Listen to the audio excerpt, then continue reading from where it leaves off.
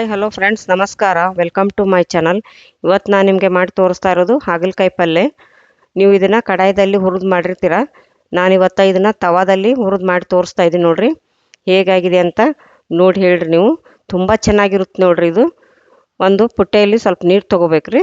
ನೀರು ತೊಗೊಂಡು ಇವನ್ನ ರೌಂಡ್ ಹಿಂಗೆ ಗಾಲಿಯಾಗಿ ಹೆಚ್ಕೊಂಡಿದ್ದೀನಿ ರೀ. ಹೆಚ್ಕೊಂಡು ಉಪ್ಪು ಹಾಕಿ ಒಂದು 15 ನಿಮಿಷ ನೆನೆಬಿಟ್ಟಿದ್ದೆ ರೀ.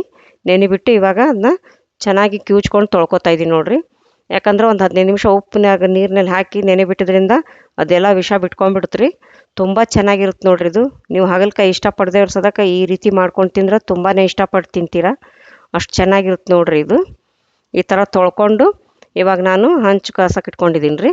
ಗ್ಯಾಸ್ ಆನ್ ಮಾಡಿಬಿಟ್ಟು ಹಂಚಿಗೆ ಒಂದು ಸ್ವಲ್ಪ ಎಣ್ಣೆ ಹಾಕ್ಕೊಂಡು ಇವಾಗ ಹಾಗಲಕಾಯಿ ತೊಳೆದ್ಬಿಟ್ಟು ಇದಕ್ಕೆ ಹಾಕ್ಕೋತಾ ಇದ್ದೀನಿ ನೋಡಿರಿ. ಹಾಕ್ಕೊಂಡು ಹುರ್ಕೋತಾ ಇದ್ದೀನಿ. ಈ ಥರ ಹುರ್ಕೋಬೇಕು. ಇದು ಹಂಚಿನಲ್ಲಿ ಈ ಥರ ಮಾಡೋದ್ರಿಂದ ತುಂಬ ಚೆನ್ನಾಗಿರುತ್ತೆ ನೋಡಿರಿ ಇದು ಪಲ್ಯ. ಮತ್ತು ನಾನು ಇದಕ್ಕೆ ನೀರು ಮುಡ್ಸಲ್ರಿ, ಡ್ರೈ ಪಲ್ಯ ಮಾಡ್ತೀನಿ ರೀ. ನೀವು ಇದನ್ನು 2-3 ದಿವಸ ಇಟ್ಕೊಂಡು ತಿನ್ಬೋದು ನೋಡಿರಿ. ಚೆನ್ನಾಗಿರುತ್ತೆ, ಕೆಡಲ್ಲ ಇದು. ಯಾಕಂದ್ರೆ ನೀರು ಮುಡ್ಸಿರಲ್ಲ, ಡ್ರೈ ಪಲ್ಯ ಎಲ್ಲ ತುಂಬ ಚೆನ್ನಾಗಿರುತ್ತೆ. ಈ ಥರ ಹುರ್ಕೋಬೇಕ್ರಿ ಎಣ್ಣೆ ಹಾಕ್ಕೊಂಡು.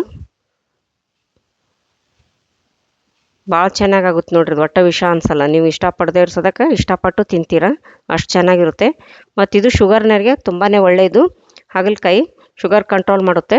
ಹೀಗಾಗಿ ನೀವು ಇದು ಹಾಗಲಕಾಯಿ ಪಲ್ಯನ ಮಾಡ್ಕೊಂಡು ತಿನ್ನಿರಿ. ತುಂಬ ಚೆನ್ನಾಗಿರುತ್ತೆ ನೋಡಿರಿ ನೀವು ಈ ರೀತಿ ಮಾಡ್ಕೊಳ್ಳೋದ್ರಿಂದ. ನೋಡಿ ಈ ಥರ ಚೆನ್ನಾಗಿ ಹುರ್ಕೊಂಡು ತಕ್ಕೋಬೇಕು. ನೋಡಿ ಈ ಥರ ಆಗಿದೆ ನೋಡಿ. ಇವಾಗ ಮತ್ತೆ ನಾನು ಅದೇ ಕಡಾಯಿನ ಇಟ್ಕೋತಾ ಇದ್ದೀನಿ. ಗ್ಯಾಸ್ ಆನ್ ಮಾಡಿಬಿಟ್ಟು ಒಗ್ಗರಣೆಗೆ 1-2 ಚಮಚ ಎಣ್ಣೆ ಹಾಕ್ಕೋತಾ ಇದ್ದೀನಿ ನೋಡಿರಿ. ಎಣ್ಣೆ ಬಿಸಿ ಆದಮೇಲೆ ಸಾಸಿವೆ ಜೀರಿಗೆ ಹಾಕ್ಕೊಳ್ಳೋಣ. ಸಾಸಿವೆ ಜೀರಿಗೆ ಚಟಪಟ ಸಿಡಿದ್ಮೇಲೆ ನಾನು 2 ಈರುಳ್ಳಿ ಹೆಚ್ಕೊಂಡಿದ್ದೀನಿ ರೀ. ಇದಕ್ಕೆ ಒಂದು ಈರುಳ್ಳಿನ ಉದ್ದಕ್ಕೆ ಹೆಚ್ಕೊಂಡಿದ್ದೀನಿ, ಒಂದು ಈರುಳ್ಳಿನ ಚಿಕ್ಕದಾಗಿ ಹೆಚ್ಕೊಂಡಿದ್ದೀನಿ ನೋಡಿರಿ. ಇವಾಗ ಅದನ್ನು ಹಾಕ್ಕೊಂಡು ಎಣ್ಣೆಯಲ್ಲಿ ಫ್ರೈ ಮಾಡ್ಕೊಳ್ಳೋಣ. ಚೆನ್ನಾಗಿ ಕಾಯಿಸ್ಕೊಳ್ಳಿ. ಇವಾಗ ಒಂದು ಸ್ವಲ್ಪ ಕರಿಬೇವಿನ ಸೊಪ್ಪು ಹಾಕ್ಕೊಳ್ಳೋಣ. ನೀವು ಈ ಥರ ಚೆನ್ನಾಗಿ ಕಾಯಿಸ್ಕೊಂಡು ಎಣ್ಣೆಯಲ್ಲಿ ಫ್ರೈ ಮಾಡಿಕೊಡ್ರಿ. ಈರುಳ್ಳಿ ಕಲರು ಚೇಂಜ್ ಆಗಬೇಕ್ರಿ. ಅವು ಚೇಂಜ್ ಆಗಿ ಸ್ವಲ್ಪ ಮೆತ್ತಗೆ ಬೇಯಬೇಕು ಈರುಳ್ಳಿ. ತುಂಬ ಚೆನ್ನಾಗಿರುತ್ತೆ ಅಂದ್ರೆ ಇದು. ನೋಡಿ ಈ ಥರ ಚೆನ್ನಾಗಿ ಕಾಯಿಸ್ಕೊಳ್ಳಿ. ಈ ಥರ ಚೆನ್ನಾಗಿ ಕಾಯಿಸ್ಕೊಂಡು ಈರುಳ್ಳಿ ಸ್ವಲ್ಪ ಕಲರ್ ಚೇಂಜ್ ಆಗಲ್ರಿ. ಇದು ರೊಟ್ಟಿ, ಚಪಾತಿ ಮತ್ತು ಅನ್ನಕ್ಕೆ ಸೈಡ್ ಡಿಶ್ ಆಗಿ ತುಂಬಾ ಚೆನ್ನಾಗಿರುತ್ತೆ ನೋಡಿರಿ. ನೋಡಿ ಈ ಥರ ಕಲರ್ ಚೇಂಜ್ ಆಗಲಿ ಈರುಳ್ಳಿ. ಇವಾಗ ಅದಕ್ಕೆ ರುಚಿಗೆ ತಕ್ಕಷ್ಟು ಉಪ್ಪು ಹಾಕ್ಕೊಳ್ಳೋಣ. ಮತ್ತು ಒಂದು ಸ್ವಲ್ಪ ಅರಿಶಿನ ಪುಡಿ, ಖಾರದ ಪುಡಿ 2 ಚಮಚ ಹಾಕ್ಕೊಂಡಿದ್ದೀನಿ ರೀ. ಒಂದು ಸ್ವಲ್ಪ ಗರಂ ಮಸಾಲ ಹಾಕ್ಕೊಂಡು ಇವಾಗ ಚೆನ್ನಾಗಿ ಮಿಕ್ಸ್ ಮಾಡ್ಕೊಳ್ಳಿ. ಮತ್ತು ನೀವು ಆಗಲೇ ಹಾಗಲಕಾಯಿ ಹುರಿದಿಟ್ಕೊಂಡಿದ್ರಲ್ರಿ, ಅವನ್ನ ಹಾಕ್ಕೊಂಡು ಮಿಕ್ಸ್ ಮಾಡ್ಕೊಳ್ಳೋಣ. ಈ ಈರುಳ್ಳಿ ಮಸಾಲೆ ಜೊತೆ ಎಲ್ಲ ಚೆನ್ನಾಗಿ ಮಿಕ್ಸ್ ಮಾಡ್ಕೋಬೇಕು. ನೀವು ಈ ಥರ ಗಾಲಿ ಹಂಗೆ ಹೆಚ್ಕೊಳ್ಳೋದ್ರಿಂದ ತುಂಬ ಚೆನ್ನಾಗಾಗುತ್ತೆ ನೋಡಿರಿ ಇದು ಪಲ್ಯ. ಮತ್ತು ಹೆಚ್ಕೊಂಡು ಎಲ್ಲ ಬೀಜ ತಕ್ಕೊಂಡು ಹುರ್ಕೋಬೇಕ್ರಿ. ಮತ್ತು ಇವು ಎಳೆವಿದ್ರೆ ತುಂಬ ಚೆನ್ನಾಗಾಗುತ್ತೆ ಪಲ್ಯ. ಬಲ್ತದ್ದು ತೊಗೋಬೇಡ್ರಿ, ಹಾಗಲಕಾಯಿ ಎಳೆವು ತೊಗೊಂಡ್ರಿ ಇದು ತುಂಬ ಚೆನ್ನಾಗಾಗುತ್ತೆ ನೋಡಿರಿ ಇದು ಪಲ್ಯ. ಮತ್ತು ಇದಕ್ಕೆ ನಾನು ನೀರು ಮುಡ್ಸಲ್ಲಲ್ರಿ, ಅದಕ್ಕೆ ಹುಳಿ ಅಂಥೇಳಿ ನಿಂಬೆಹಣ್ಣು ಹಾಕ್ಕೋತಾ ಇದ್ದೀನಿ. ತುಂಬಾ ರುಚಿಯಾಗಿರುತ್ತೆ ನೋಡಿರಿ. ನೀವು ಈ ಥರ ಒಂದು ಸಲ ಮಾಡ್ಕೊಂಡು ನೋಡಿರಿ ಹೇಗಿದೆ ಅಂತ ಮರೆಯದೇನೆ ಕಮೆಂಟ್ ಬಾಕ್ಸ್ನಲ್ಲಿ ಹಾಕಿ. ಇವಾಗ ಹುಳಿ ಹಿಂಡ್ಕೊಂಡ್ವಲ್ರಿ, ಹುಳಿ ಹಾಕ್ಕೊಂಡ್ಮೇಲೆ ಒಂದು ಸ್ವಲ್ಪ ಇದಕ್ಕೆ ಬೆಲ್ಲ ಹಾಕ್ಕೊಳ್ಳೋಣ.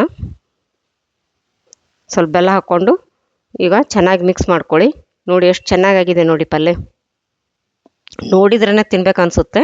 ನೀವು ಮತ್ತು ಮನೇಲಿ ಮಾಡ್ಕೊಂಡು ತಿಂದರೆ ರುಚಿ ಮರೆಯಲ್ಲಿ ನೋಡ್ರಿ. ನೀವು ತುಂಬಾ ಇಷ್ಟಪಡ್ತೀರಾ. ಮತ್ತು ಹಾಗಲಕಾಯಿ ಇಷ್ಟಪಡದೇ ಇರ್ಸೋದಕ್ಕೆ ಇಷ್ಟಪಟ್ಟು ತಿಂತೀರಾ.